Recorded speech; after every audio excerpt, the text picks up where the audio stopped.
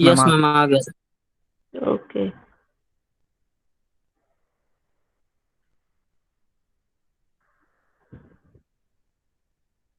so now we are going to start for the first order reaction. मैं screen share कर रही हूँ.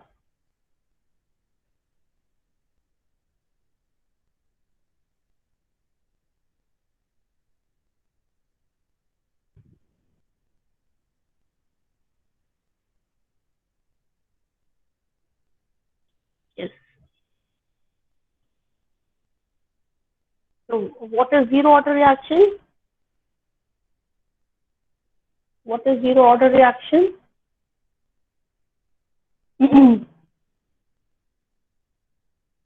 Anyone can ma'am tell me? जिसमें rate of reaction उसके concentration पे depend ना करता हो। हाँ, मतलब डेफिनेशन फिर क्या हो जाती है? The rate of reaction is independent of the concentration of any react, किसी भी रिएक्शन पे डिपेंड नहीं करते, independent of concentration of reactants, any नहीं, मतलब concentration of reactants, then it is known as zero order reaction. इसको बोलेंगे zero order reaction, है ना. तो उसके लिए हम लोगों ने डेरिवेशन किया था, तो याद है कि हम लोगों ने डेरिवेशन में क्या किया था? D x upon d t is proportional to a minus x की पावर कितनी रखी थी हम लोगों ने? रेस टू द पावर कितना रखा था हम लोगों ने? जीरो जीरो, है ना, जीरो रखा था क्योंकि जीरो ऑर्डर के लिए निकाल रहे हैं. तो हम लोगों ने क्या कहता है? D x upon d t is equal to k naught, और a माइनस एक्स की पावर जीरो तो वन हो गया, तो d x upon d t is equal to k naught. अभी देखो ये मेरा लैपटॉप थोड़ा हैंग कर रहा है यहाँ पर, but I think I have send the notes to you all, है ना.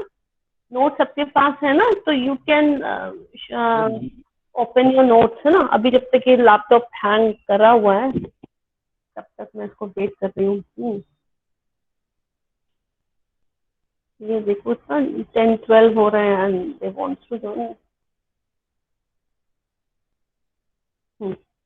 तो फिर उसके बाद हम लोगों ने क्या पढ़ा था? वही d x upon d t is equal to k not, ठीक हो गया था. उसके बाद हम लोगों ने क्या, सेकंड स्टेप हमारा क्या होता है? इंटीग्रेशन करना ना. चाहे हम फर्स्ट ऑर्डर निकालें चाहे सेकंड ऑर्डर निकालें, हम क्या करेंगे? इंटीग्रेट करेंगे बोथ साइड. और जब हम इंटीग्रेट करेंगे then we will calculate the value of C, है ना, from that equation. After integration we will calculate the value of C. So after integration, we will get the x is equal to k naught t plus c, है ना. ये आया था हमारा, सबके पास ये वैल्यू आ गई थी ना, याद है? x is equal to k naught t plus c आ गया था, and c is the integration constant. So when time is t, when time, if you are taking time t is equal to 0, means कोई भी time spend नहीं हुआ है, कुछ भी reaction proceed नहीं हुआ है, then the concentration of product will be, बताइए, at time t is 0 the concentration of product will be zero ma'am 0, तो x will be 0, है ना. ये हो जाएगा. तो then if t is equal to 0, x is equal to 0, then we can put these values in equation number 2 and we will get, क्या आ जाएगा हमारे लिए? तो हमने पुट सी करी zero value c is equal to 0. अब c 0 अगर फिर वापस से हम इसी इक्वेशन में c की वैल्यू पुट कर देंगे, तो we will get 0 is equal to k not into 0 plus c, sorry c की वैल्यू तो निकाली भी हम लोगों ने 0 ना. अब वैल्यू पुट करेंगे तो x is equal to k not t plus 0. तो x इज इक्वल टू क्या आ जाएगा हमारा? x इज इक्वल टू क्या आ जाएगा? के नॉट टी हाँ, k नॉट t, और k not is equal to x by t. X by t. तो ये ही हमको डिराइव करना होता है रेट कांस्टेंट की value for the zero order reaction and the first order reaction and the second order reaction, है ना. Just minute.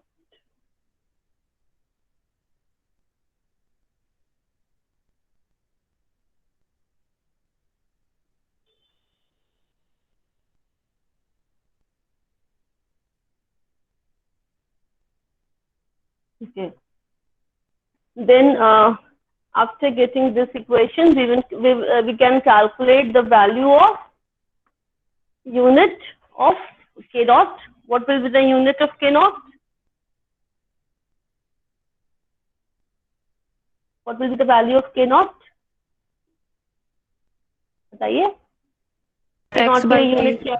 नहीं, वो तो आ गया. अब unit क्या आएगी हमारी? मोल पर litre mole second. Litre inverse second inverse.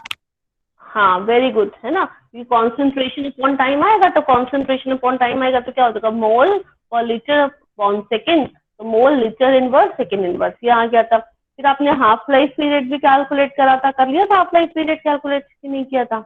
Yes ma'am, कर लिया था. यस मैम, हो गया था. कर लिया था. तो फिर हाफ लाइफ पीरियड में कैसे निकाला था हम लोगों ने कि जब हमारा हम हाफ लाइफ की बात कर रहे हैं तो what is the meaning of half life? Half life is defined as the time required when half of the concentration of the reactant is consumed. And it is denoted by T half.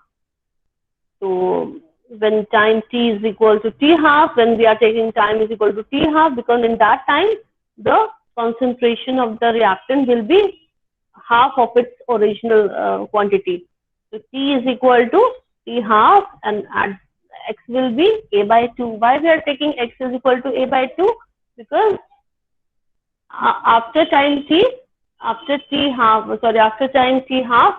the concentration of the reactant will be half of its initial concentration. So X will be equal to A by 2. ये हम लोगों ने कर लिया था. And then substituting this value in equation number, वही equation number जो आपकी 3 बनी थी जिसमें K naught की वैल्यू आपने निकाली थी. तो K naught is equal to आपने निकाला था क्या निकाला था? X अपॉन T निकाला था. तो X की जगह आपने रख दिया A अपॉन 2 और T की जगह रख दिया T हाफ. तो क्या आ गई इक्वेशन हमारी? T half is equal to A upon 2 K not. ये कर लिया था हम लोगों ने, है ना? ये याद है ना? T half is equal to A upon 2 K not. ये देखिए अब आ गया. लैपटॉप बहुत हैंग करने लगा है. ये निकाली थी हम लोगों ने वैल्यू. ठीक है, इसका मतलब T हाफ किसके प्रोपोर्शनल है? What is this? ये क्या चीज है बताइए? T half is directly proportional to what? Initial concentration. Initial concentration. Initial concentration of reactant. Very good. ये क्या है? Initial concentration of reactant means जो आपका हाफ लाइफ है वो आपके इनिशियल कॉन्सेंट्रेशन ऑफ रिएक्टेंट पर डिपेंड करेगा. मगर K नॉट नहीं कर रहा था ना. K नॉट तो इनिशियल कॉन्सेंट्रेशन पर डिपेंड नहीं कर रहा था. अगर करता तो जीरो ऑर्डर क्यों कहलाता? तो जीरो ऑर्डर था ना. अब आइए, now comes to the first order reaction. तो अब फर्स्ट ऑर्डर रिएक्शन में क्या डिफरेंस होगी? A reaction that depends on the concentration of only. Yes. Hello. Yes, बोलिए. Yes, बोलिए. मैम, इसमें जीरो ऑर्डर रिएक्शन में रेट और कंसंट्रेशन का ग्राफ बता दीजिए. हाँ, वो भी ग्राफ ही बता रहे हैं भैया. मैम, जीरो ऑर्डर रिएक्शन में रेट और कंसंट्रेशन ऑफ रिएक्टेंट्स इनका ग्राफ मैम समझा दीजिए. ग्राफ से ही बनाया हुआ था ना मैंने. रेट और कॉन्सेंट्रेशन का ग्राफ. तो क्या आ रहा था? पैरेलल लाइन आ रही थी कॉन्सेंट्रेशन पर. मैम पैरेलल लाइन का मतलब ये होगा कि आप कॉन्सेंट्रेशन से जितना भी बढ़ा रहे हैं रेट इंक्रीज नहीं हो कर रहा. बात क्या है? हमने क्या बोला है कि रिएक्शन का जो रेट है वो कॉन्सेंट्रेशन पर डिपेंड नहीं कर रहा for the zero order reaction. ठीक है. अब आपका जो रेट है यहाँ पर, जैसे आपका रेट है ना, बहुत तेजी से चल रहा है. अगर आप रिएक्टेंट के कॉन्सेंट्रेशन से इसका कोई लेना देना नहीं है. कॉन्सेंट्रेशन आप बढ़ा भी रहे हैं. देखो इस लाइन पे क्या हो रहा है? कॉन्सेंट्रेशन इंक्रीज कर रहा है इंक्रीज, अगर रेट इंक्रीज नहीं कर रहा. इसका मतलब रिएक्शन का जो रेट है कॉन्सेंट्रेशन पर डिपेंड नहीं करता. अगर करता होता तो जीरो ऑर्डर क्यों कहलाता? आएगा समझ में? अगर ऐसे ग्राफ होता, ऐसे यूं जाता है ना, यूं करके, तब आप कहते हैं रेट बढ़ रहा है, कॉन्सेंट्रेशन बढ़ रहा है, रेट भी बढ़ रहा है. मगर यहाँ पर पैरेलल लाइन का मतलब क्या हो गया कि कॉन्सेंट्रेशन आपसे जितना भी बढ़ा रहे हो मगर रेट पर कोई भी फर्क नहीं पड़ रहा. रेट जो अपनी स्पीड पर उसी रेट पे चल रहा है. आप समझ में आ गई? Yes ma'am.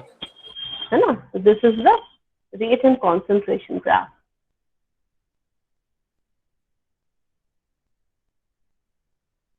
अब हम लोग आते हैं फर्स्ट ऑर्डर रिएक्शन पर। तो फर्स्ट ऑर्डर पे हम लोगों ने पढ़ा the reaction that depends on the concentration of only one reactant is known as first order reaction. केवल एक ही रिएक्टेंट पर डिपेंड कर रहा है। For example, if you are taking two molecules N2O5 in the gaseous state, it will decompose and form 4NO2 plus O2. And this is a bimolecular reaction, but first order reaction. Molecularity 2 है, मगर order कितना 1 ही रहेगा। ठीक है, H2O2 ये भी हमारा first order reaction है। सबसे इम्पोर्टेंट देखो एग्जाम्पल बहुत पूछते हैं, inversion of cane sugar. Inversion of cane sugar, यहाँ पर क्या होता है, ये केन शुगर का जब हम हाइड्रोलिसिस करते हैं, देखो ये केन शुगर है, उसका हाइड्रोलिसिस करते हैं तो क्या बनता है, ग्लूकोज और फ्रक्टोज बनता है। तो ये भी यहाँ पर क्या होता है, आपका ये फर्स्ट ऑर्डर रिएक्शन है। H2O के कॉन्सेंट्रेशन पर रिएक्शन का रेट डिपेंड नहीं करता, क्योंकि H2O तो आप जितनी भी क्वांटिटी में ले लो, H2O के कॉन्सेंट्रेशन से मतलब नहीं है, हमारा सिर्फ इसके कॉन्सेंट्रेशन पर डिपेंड कर रहा है, इसलिए this is the first order reaction. अब जब आप रेट एक्सप्रेशन की बात करते हैं तो फिर वही बात आती है।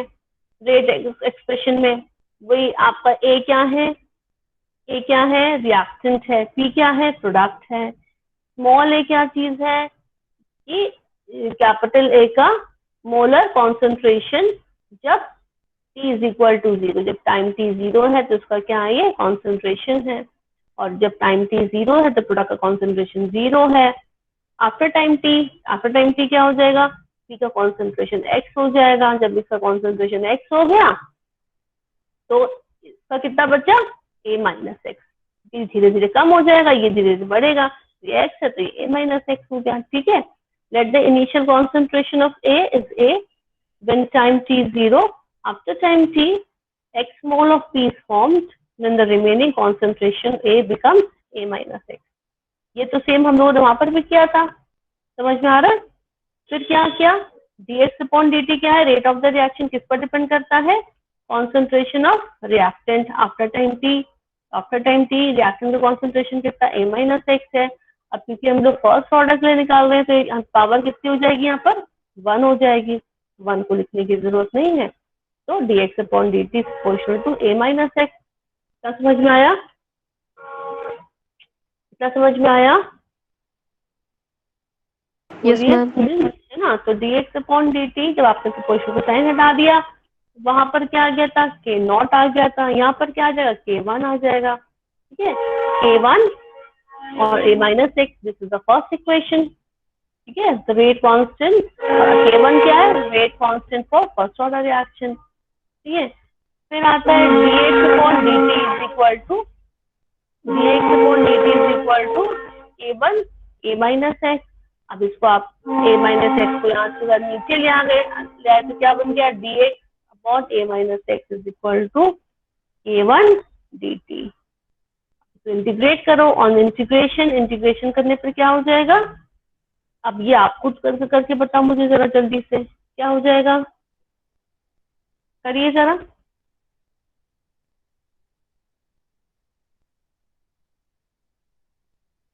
क्या होगा इंटीग्रेशन करने पर, कॉपी पेन है सबके पास, बिना देखे करोगे, इंटीग्रेट करिए dx upon a minus x is equal to k1 dt को इंटीग्रेट करिए। Ma'am minus ln a minus equal k1t plus c। Ma'am ये भी हो गया था उस दिन। ये भी हो गया था, अच्छा यस मैम। तो बताना चाहिए था ना, चलो कोई बात नहीं, रिवाइज ही हो रहा। तो माइनस ln a माइनस, अच्छा उस दिन थोड़ी मेरी वॉइस क्लियर भी नहीं थी ना, आप लोग कह रहे थे मेरी वॉइस क्लियर नहीं है ना, हेलो हम लेट ज्वाइन हुए। यस मैम, उस दिन नहीं क्लियर थी। आज तो क्लियर है ना voice, yes ma'am. Yes ma'am. ठीक है ठीक है। ये यहाँ पर क्या होगा, जब आपने इसको इंटीग्रेट करा तो आपने क्या निकाल दिया, minus ln a minus x is equal to k1t plus c। ये क्या हुआ, इंटीग्रेशन कांस्टेंट है। फिर वही स्टेप है, जब टाइम t 0 है तो x की वैल्यू भी 0 होगी, तो c की वैल्यू क्या होगी। हमें एक्चुअली में इस इक्वेशन से क्या निकालना होता है, इस इक्वेशन नंबर 2 से हमें c की वैल्यू निकालनी होती है। तो आपने x 0 कर दिया, t 0 कर दिया, वैल्यू क्या आ गई minus ln a is equal to c. Now what we will do, अब इसकी वैल्यू को हम लोग पुट कर देंगे यहाँ पर. Now substituting the value of c in equation number 2, यहाँ पे पुट कर दी, देन क्या होगी value minus ln a minus x is equal to k1 c minus ln a, है ना. माइनस ln a कहाँ से आ गया, वही c की जगह पर हम लोगों ने इसको पुट कर दिया. ठीक है, अब k1 t, अब हमें यहाँ पर निकालना क्या है, k1 की वैल्यू निकालनी, वहाँ पर k0 की निकालनी थी, यहाँ पर k1 की निकालनी, तो हमें k1 को अकेला छोड़ना पड़ेगा. तो k1 t is equal to ln a minus ln a minus x. अब ये क्योंकि ln में है, अब आपको log में चेंज करना है, तो क्या करना पड़ेगा आपको, इसको 2.303 से मल्टीप्लाई करना पड़ेगा. तो k1 is equal to 1/t ln a upon a minus x, और उसको आपने कन्वर्ट कर दिया तो क्या आ गया 2.303 upon t log a upon a minus x. देखो बिल्कुल समझ में आ गया. Yes ma'am. बिल्कुल, यस मैम. है ना. तो k1 की वैल्यू आ गई. अब यूनिट निकालेंगे, यूनिट क्या हो जाएगी इसकी, इसकी भी यूनिट Second कॉन्सेंट्रेशन की है, ये मैम 3 वर्ष. हाँ वेरी गुड. कॉन्सेंट्रेशन तो टर्म्स कैंसिल हो गए, तो क्या बचा, सिर्फ टाइम ही तो बचा, तो 3 वर्ष आ गया. k1 इज इक्वल टू 3 वर्ष. अब इसके लिए हाफ लाइफ पीरियड निकाल लीजिए, जैसे उसमें निकाला था हाफ लाइफ, वैसे यहाँ पर भी निकालेंगे. अब इसी इक्वेशन को रेट कांस्टेंट वाली जो आपकी इक्वेशन है, ये इसी में आपको पुट कर देनी वैल्यू. t की जगह आपको क्या लेना, t हाफ लेना है. x की जगह पर क्या लेना होता है, a/2 लेना पड़ता है, क्योंकि आफ्टर टाइम t या t हाफ लाइफ के बाद जो कॉन्सेंट्रेशन है वो कितना हो जाएगा, इनिशियल कॉन्सेंट्रेशन का हाफ हो जाएगा, है ना. प्रोडक्ट x क्या हो जाएगा, इनिशियल कॉन्सेंट्रेशन का हाफ हो जाएगा. तो आपने x की जगह पर क्या करना है, a/2 पुट करना है, तो आपने a/2 पुट कर दिया. ठीक है, और अब क्या हो जाएगा 2.303 अपॉन t हाफ. अब इसकी जगह पर क्या आ जाएगा, हाँ यहाँ पर कैंसिल हो जाएगा, तो क्या हो जाएगा, ये 2 हो जाएगा ना, log 2 बचेगा यहाँ पर. इसको कैलकुलेट करो तो कितना आ रहा है, 2 आ रहा है कि नहीं आ रहा है. 2a माइनस a अपॉन 2, 2 ऊपर चला गया, क्या हुआ, कैंसिल हो गया, तो क्या बचा, log 2 बचा, यस मैम. है ना. 2a माइनस a, तो क्या हुआ, a बचा, a से कैंसिल हो गया, ये 2 ऊपर चला गया, तो क्या बन गया, log 2 बन गया. तो 2.303 t हाफ log 2. ये करना आ गया ना सबको, कैसे log 2 आया, सबको समझ में आ गया 2 कैसे आ गया, है ना. तो अब क्या करना है, बस log 2 की वैल्यू पुट कर दीजिए इक्वेशन में. क्या वैल्यू होती है, 0.3010, ये वैल्यू आपने पुट कर दी, तो t half is equal to 0.693 upon k1. ठीक है, ये वैल्यू हमारी आ गई.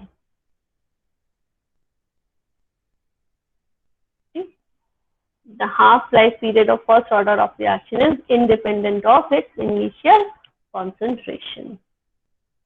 ठीक, ये आपका आ गया.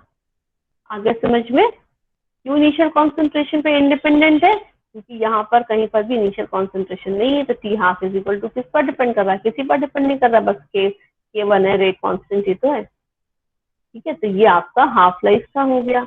ये बहुत इंपॉर्टेंट है. मैंने बताया भी लास्ट टर्म पे कि एग्जाम में इनके डेरिवेशंस हैं, इनसे रिलेटेड न्यूमेरिकल्स हैं, इनसे रिलेटेड इनके यूनिट्स हैं, इनके फॉर्मूले हैं, कुछ भी पूछ सकते हैं, एक मार्क्स से पूछ सकते हैं, फॉर्मूले सबके पूछ रहे हैं, है ना.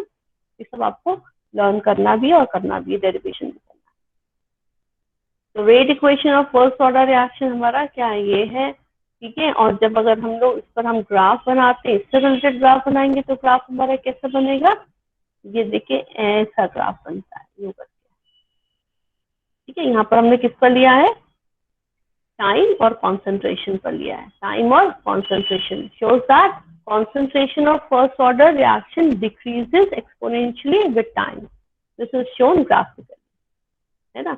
जैसे जैसे आपका क्या होगा, concentration of a first order reaction decreases exponentially with time. जैसे जैसे आपको क्या हो रहा है, टाइम बढ़ रहा है तो कॉन्सेंट्रेशन क्या हो रहा है, डिक्रीज ही तो करता जाएगा। इसका मतलब ये फर्स्ट ऑर्डर की हम बात कर रहे हैं, तो फर्स्ट ऑर्डर में तो रिएक्शन के कॉन्सेंट्रेशन पर डिपेंड करता है ना। यहाँ पर हमने किस पर ग्राफ बनाया है, टाइम टी और कॉन्सेंट्रेशन पर। जैसे जैसे टाइम आगे बढ़ रहा है कॉन्सेंट्रेशन धीरे धीरे कम होता गया, कम होता गया। फिर एक समय बाद तो क्या हो गया, आप यहाँ पर ऐसे लाइन आ जाएगी। ठीक है, ये आपका कॉन्सेंट्रेशन और ट्रीटमेंट का ग्राफ है। आ गया समझ में? बिल्कुल, किसी को डाउट है? देख लीजिए, हाफ लाइफ पीरियड देख लीजिए। अच्छा, tomorrow I will be having the class at 12 o'clock, right? Yes ma'am. है ना, 12 o'clock टू। अच्छा, कल एक काम करेंगे, ट्यूसडे को तुम लोग काम करो कि मैं जो 12 o'clock पे क्लास लेती है 12 पे ना लेकर के 12:15 to 1:15 ले लूंगी।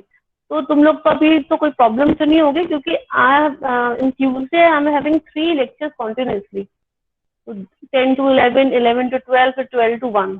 जब तक तुम लोग का नंबर आता है ना, तब तक मैं एकदम एग्जॉस्ट हो चुकी हूँ, तो I will be needing 15 minutes for rest, है ना। तो इसलिए 12:15 पे हम लोग क्लास स्टार्ट करेंगे। Is there any problem? No ma'am. कोई दिक्कत तो नहीं है ना तुम लोग को? ऐसा तो नहीं एक ही बजे तुम लोग खाना खाना होता है, 1:15 पे खाना खा सकते हो घर पे ही तुम, है ना। तो कल ये याद रखना, 12:15 to 1:15 पे मैं क्लास स्टार्ट करूंगी, है ना। और मतलब एक घंटे का लेक्चर होगा, 1:15 तक करेंगे हम लोग। ट्यूसडे हमेशा ही ऐसे ही करेंगे। ये मैंने लास्ट टाइम भी देखा था, जब तक तुम लोगों को पढ़ाते पढ़ाते मैं एकदम एग्जॉस्ट हो गई थी। ऑफलाइन क्लासेस में फिर भी थोड़ा सा बच्चों से ज्यादा इंटरेक्शन होता है, ऑनलाइन क्लासेस में तो सिर्फ टीचर को ज्यादा बोलना होता है।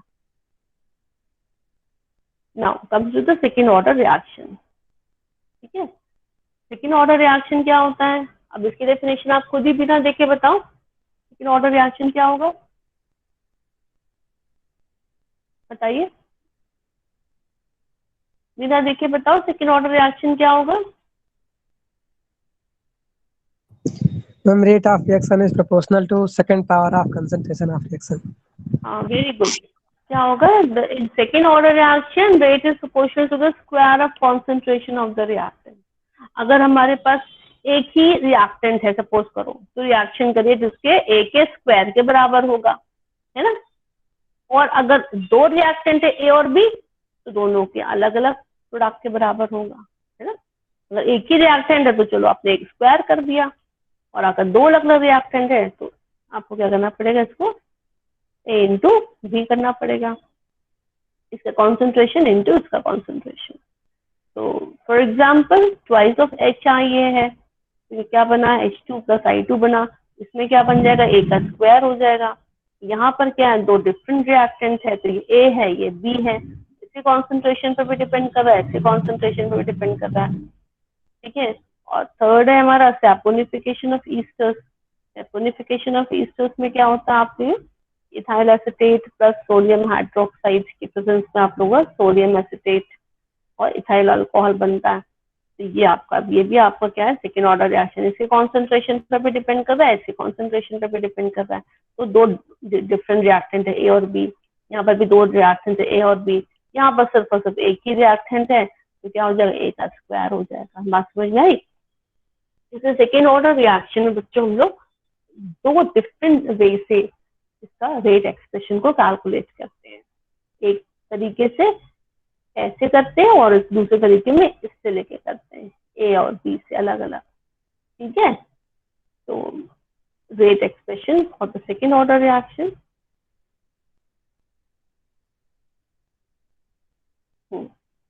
तो यहाँ पर क्या हो गया, जैसे आपका क्या हो जाएगा, twice of a will give you product, तो dx/dt will be equal to a square. अब ये K2 कहाँ से आ गया, ये rate constant for the second order reaction है, ऑर्डर 2 के लिए, क्योंकि और आपके अगर दो डिफरेंट रिएक्टेंट होते ए और बी, तो आप क्या कर देते हैं, ए इंटू बी और K2, ये ऑर्डर 2। ठीक है, अब अगर पहले हम लोग ये जो फर्स्ट वाला तरीका है, इससे रेट एक्सप्रेशन को कैलकुलेट करेंगे, उसके बाद फिर दूसरे वाले तरीके से करेंगे।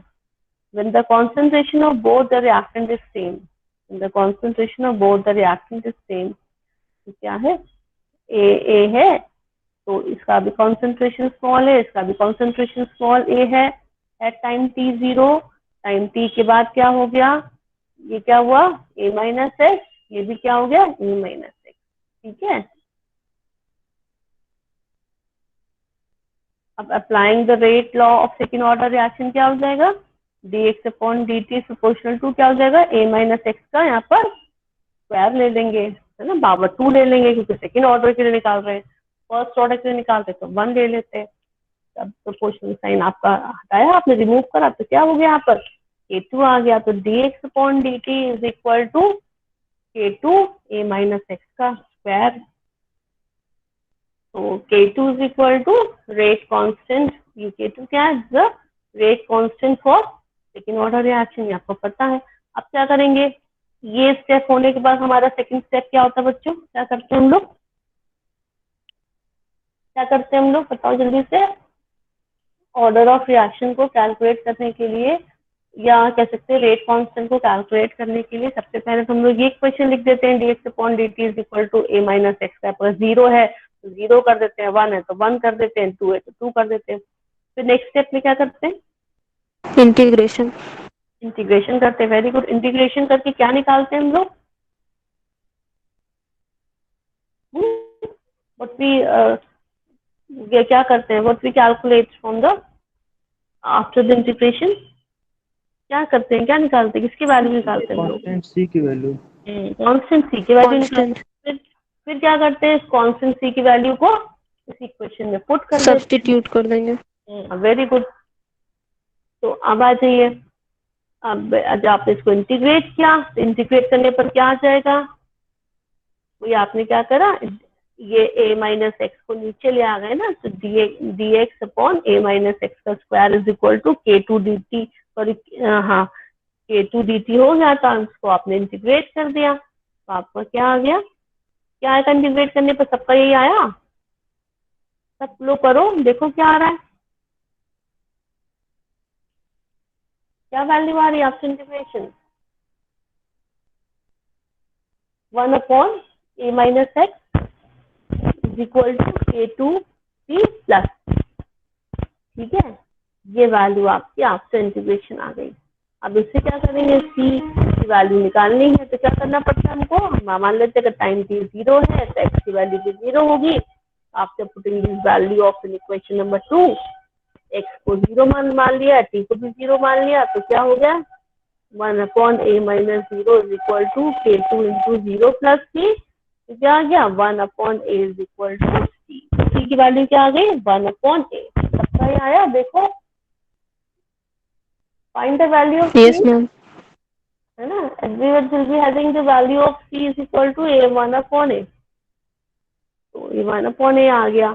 अब ये value, then we will put the value of c in equation number 2, then we will have 1 upon a minus x is equal to k2t plus c की जगह पर क्या रख दिया, 1 upon a।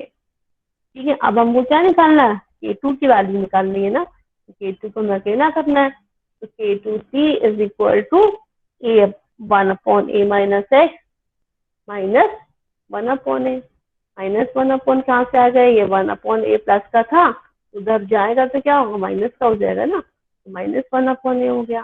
तो k2 is equal to 1 upon 80 x upon a minus x।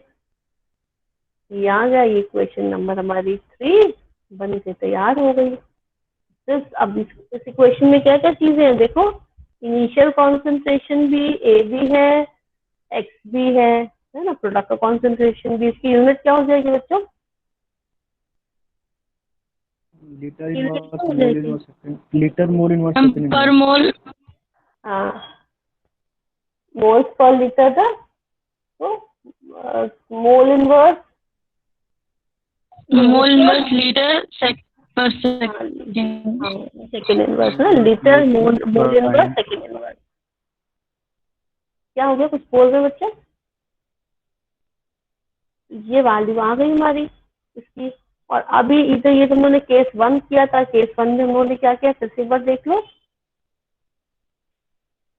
यही आपने dx upon dt proportional to a minus x का स्क्वायर किया था। जब स्क्वायर क्यों किया? जब हमें मान रहे हैं कि हमारे दोनों रिएक्टेंट एक ही हैं। अगर दो डिफरेंट रिएक्टेंट है तब हम दूसरा केस पढ़ेंगे। तो यहाँ पर सेम रिएक्टेंट थे तो हम लोगों ने यहाँ पर स्क्वायर कर दिया, फिर इंटीग्रेट कर दिया। After integration we will have the value 1 upon a minus x is equal to k2t plus c.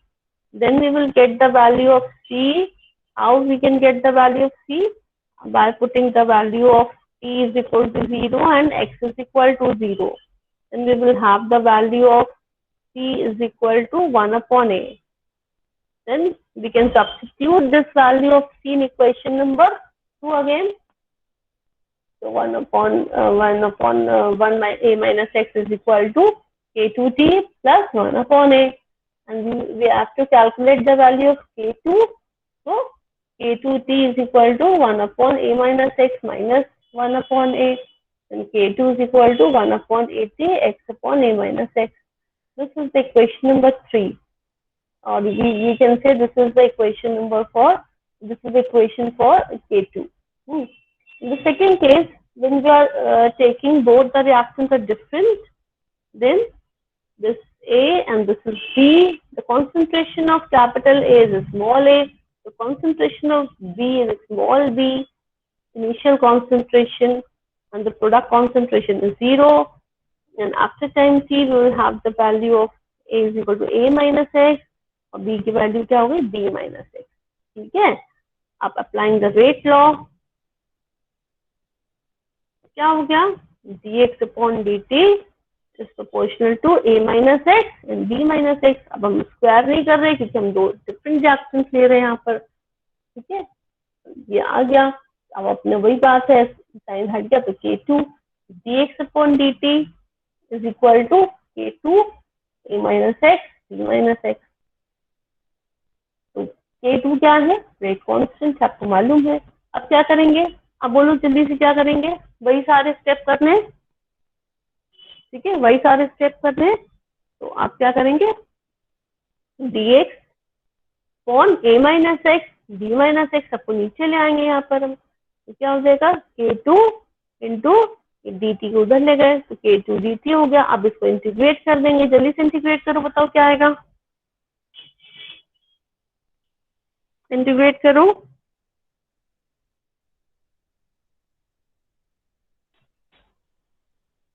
कर रहे हैं, इंटीग्रेशन कर रहे हैं स्टूडेंट्स। मेरी वॉइस आ रही कि नहीं आ रही है? यस मैम, कर रहे हैं। कुछ यस नो तो बोलो, अभी मैं सबकी कॉपी को भी मंगाती हूँ स्कैन करके।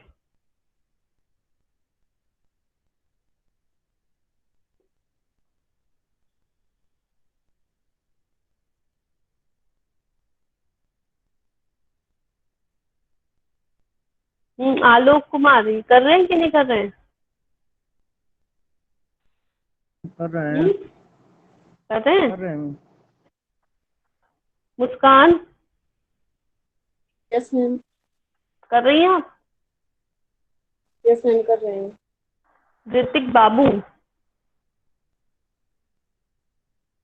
ऋतिक बाबू, ये हमारी क्लास के बच्चे हैं? ऋतिक बाबू? Yes ma'am. Yes ma'am.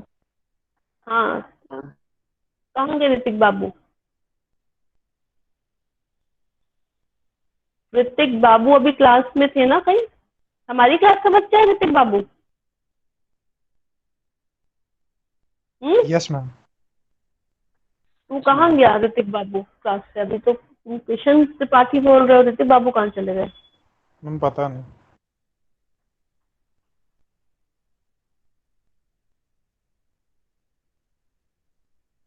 वो हमारी क्लास में लास्ट टाइम हुआ था कि किसी बच्चा कोई बाहर से ऐड हो गया था।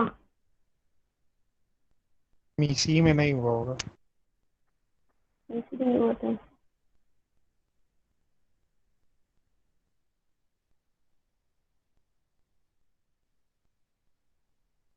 यस, ये ऋतिक बाबू, आर यू देयर? सुन रहे हैं? तो मोबाइल ऑफ करके घूम रहे हैं इधर से उधर। ऋतिक बाबू यार कहाँ गए? यार कहाँ गए मेरे क्लास के? चंदन ना? चंदन, ये नाम नोट करो ऋतिक बाबू का, इनको ऑप्शन मार्क करना है, ठीक है? इनका नाम नोट करो और जब भेजना मुझे तो इनको इनका नाम अलग से भेजना ऑप्शन मार्क करने के लिए। मैम ऋतिक निकल गया ओझी। बताएं।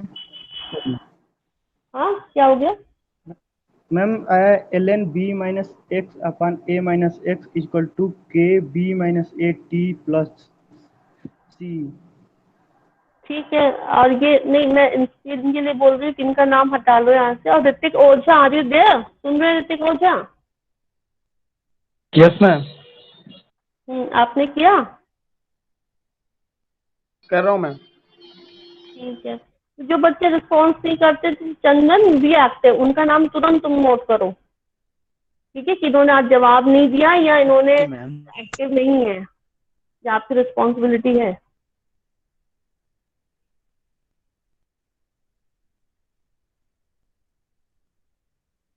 तो वापस से हम लोग क्या आते हैं?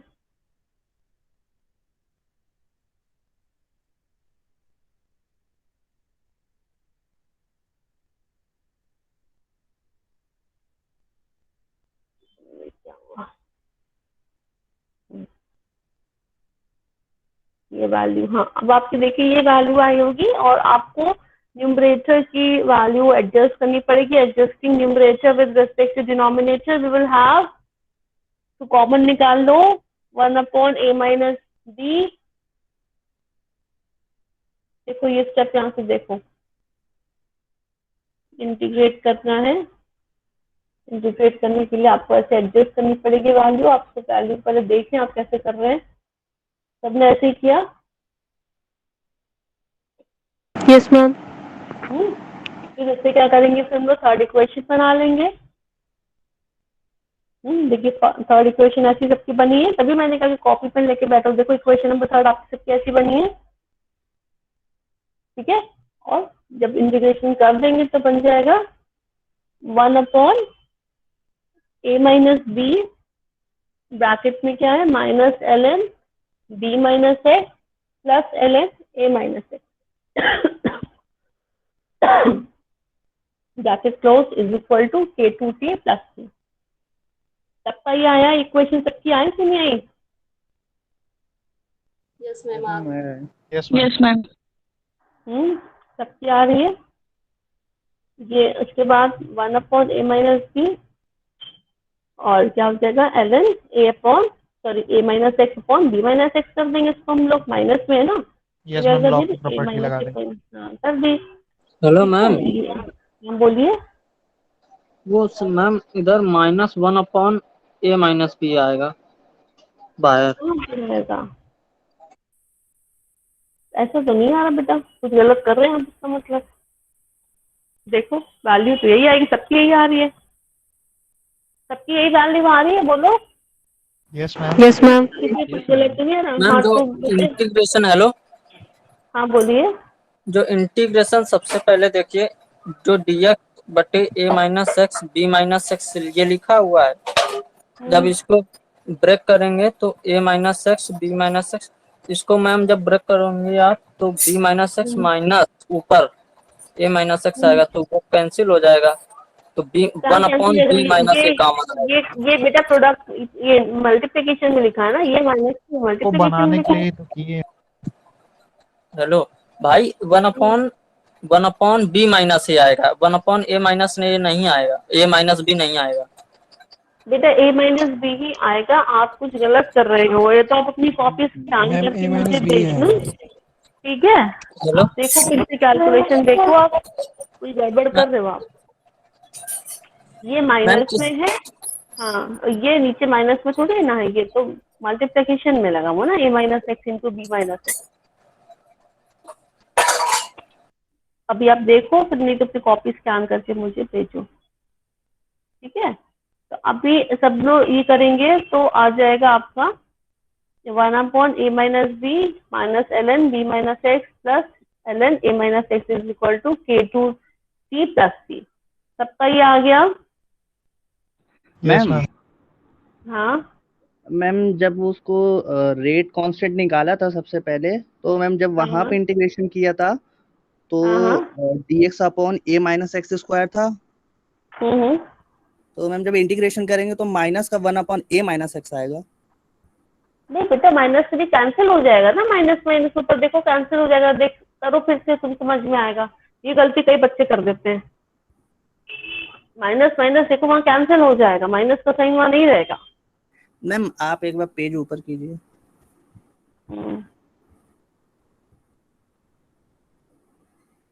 यस मैम, मैम यहीं पे। Yes ma'am. है ना? हाँ, कहाँ पे माइनस नहीं आएगा बेटा यहाँ पर भी। मैम जहाँ पे ये पहली लाइन लिखी है ऑन इंटीग्रेशन, हाँ हाँ, मैम जब इसका इंटीग्रेशन करेंगे तो माइनस का 1 अपॉन a माइनस एक्स नहीं आएगा। नहीं भाई माइनस नहीं, माइनस एक्स भी तो है, माइनस से कैंसिल नहीं हो जाएगा। माइनस एक्स से फिर माइनस, देखो -1 अपॉन a माइनस एक्स आएगा, लेकिन फिर माइनस एक्स का जब करोगे ना तो माइनस माइनस प्लस हो जाएगा ना। ओके आएगा अभी अभी नहीं आया। मैम आ गया। चलो ठीक है, वैसे क्या माइनस माइनस आपको कैंसिल हो जाएगा ना वहाँ पर। आप इधर आइए वापस से, कहाँ गया ये, आ गया। तो ये आपकी ये वैल्यू आ गई 1 अपॉन a माइनस बी और ln a माइनस, ये आपकी लॉ की प्रॉपर्टी आपने रख दी इसमें, है ना, पुट कर दी, ये आपकी इक्वेशन नंबर 4 आ गई। फिर वही चीज करनी है, टाइम t 0 है तो क्या होगा, x की वैल्यू 0 होगी, and putting this value of equation number 4 then we will get 1 upon a minus b ln क्या हो जाएगा, a upon b is equal to 0, क्योंकि x की वैल्यू क्या है, 0 है, t की वैल्यू भी 0 है, तो c की वैल्यू क्या आ गई, ये आ गई, आ गई। अब इसको आप इक्वेशन नंबर 4 पे फिर से पुट कर देंगे और then we will have the value of k2, हमें तो k2 निकालना है ना, तो आपका वैल्यू आपने पुट कर दी 1 अपॉन a माइनस बी, और ये क्या था, ln a minus x upon b minus x is equal to k2 t plus c की जगह पर क्या रख दिया हम लोगों ने, ये 1 upon a minus b ln a upon b। सब लोग अपनी रखो वैल्यू, कॉपी में करो, देखो समझ में आ रहा है। ये थोड़ा सा डेरिवेशन लंबा है, सेकंड ऑर्डर के, सेकंड टाइप वाला जो है, बाकी तो आपके सिंपल से ही सबका यही वैल्यू आई बच्चों। Yes ma'am. वैल्यू पुट करिए, यस मैम। साथ में करते जाइए, सिर्फ इसमें ना देखिए, नहीं तो फिर नहीं आएगा आपको। तो जो बच्चे पूछ रहे हैं तो अच्छी बात है, इसका मतलब वो कर रहे हैं। जैसे बच्चे ने पूछा कि मैम यहाँ पर ये नहीं आएगा, या माइनस का साइन आएगा, वो टेबल जो बच्चे पूछे, तो मतलब वो बच्चे कर रहे हैं, है ना। जो कुछ नहीं पूछ रहे हैं तो बस बैठे हुए हैं वो लोग। k2 is equal to value क्या आ गई, अब आपने इसको अकेला छोड़ना है, तो 1 upon a minus b, t कहाँ से आ गया, ये इधर चला जाएगा ना, ये नीचे चला गया, और क्या हो गया, ln b a minus x a b minus x, इसको आपने सॉल्व करा, है ना, तो ये आ गया आपका। ये इक्वेशन सबकी बनी कि बनी, देखो करते देखो सबकी इक्वेशन बनी कि नहीं बनी।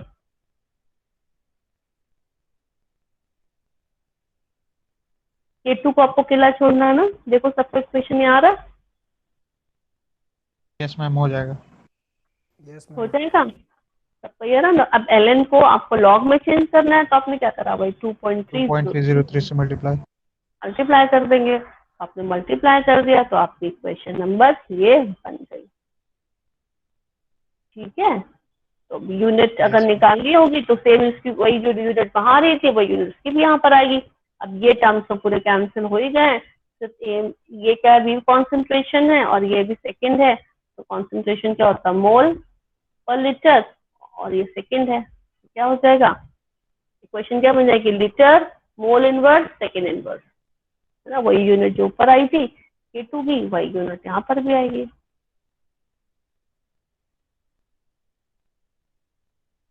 देखो यूनिट आ गई, mole inverse litre second inverse, सबकी ये इक्वेशन बन गई। बिल्कुल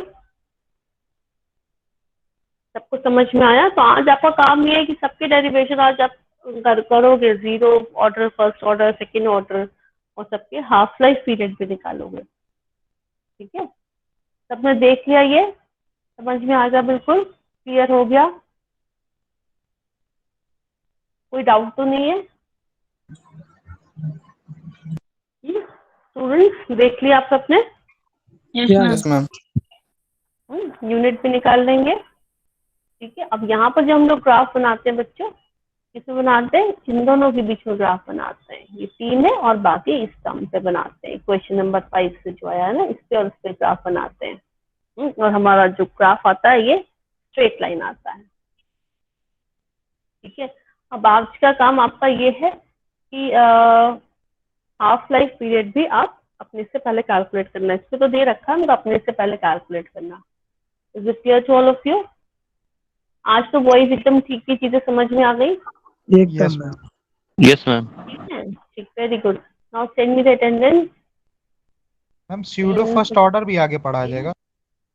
नहीं, सीडो फर्स्ट ऑर्डर नहीं है, यही है the 0 Okay, and first to second, 0 नहीं है। ठीक है, इतना ही पढ़ लीजिए आप। ये आपका हेलो मैम, ये हाँ बोलिए बेटा। आपको व्हाट्सएप में क्वेश्चन डाला था, एक बॉन्ड ऑर्डर का मैम इसमें प्रॉब्लम है। हाँ, तुमने क्वेश्चन डाला था, मैंने इसे देख नहीं पाई, मतलब तुम्हें तो हो गया होगा, ब्लू कलर का तुम्हें आ गया होगा, मगर मैंने उसका भी पढ़ा नहीं था क्वेश्चन को। मैं क्वेश्चन को पढ़ लूंगी और फिर जिस टाइम पे मुझे टाइम होगा ना, मैं तुमको कॉल कर लूंगी। ठीक है, जब मैं कॉल करके तुम्हें इसका आंसर बता दूंगी। अभी मुझे टाइम नहीं मिला, तो क्वेश्चन को मैंने देखा ही नहीं है। चलो, या ये भी कर सकते हो, जब क्लास का टाइम होगा कल हम लोग डिस्कस कर सकते हैं। ठीक है, तो बाकी सबको भी समझ में आ जाएगा। जैसा भी मुझे सूटेबल लगेगा मैं वैसा कर लूंगी। अगर मुझे लगेगा सब बच्चों को बताने वाला आंसर है, तो मैं कल तुम लोगों को बता दूंगी सबके सामने। ठीक है, okay students, thank you ma'am. Thank you ma'am. What I से, थैंक यू मैम।